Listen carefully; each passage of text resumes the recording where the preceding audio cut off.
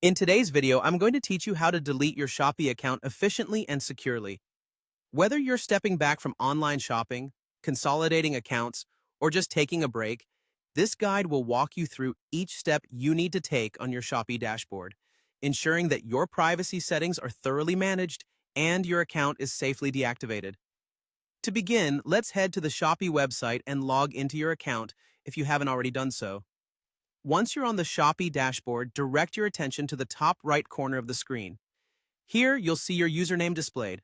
Go ahead and give that a click. When you do, a drop-down menu will appear with several options related to your account preferences and settings. From this drop-down menu, you'll want to select the option labeled My Account. Clicking on this will take you to your account overview page, which is your centralized hub for managing your account details and personal information on Shopee. Next, look to the left side of the screen. There you'll find a list of different settings categories. For today's task, you'll need to select Privacy Settings. This is where you can control all the crucial privacy aspects of your account, including the option to delete your account. Once you're in the Privacy Settings section, you'll spot a Delete button.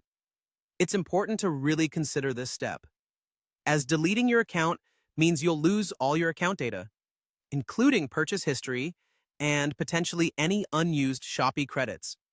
If you've made up your mind, go ahead and click on the Delete button. After this, Shopee will prompt you with a confirmation step, asking if you're sure about proceeding with the account deletion. This is their way of ensuring that you're aware of the permanence of this action and to mitigate any accidental deletions. Click Proceed if you're certain you want to follow through with this process. And that's pretty much it. Your Shopee account deletion process is complete. Going through these steps ensures that your account is correctly closed while maintaining your privacy. Remember, if you decide you want to use Shopee again in the future, you might need to create a new account since this action cannot be reversed.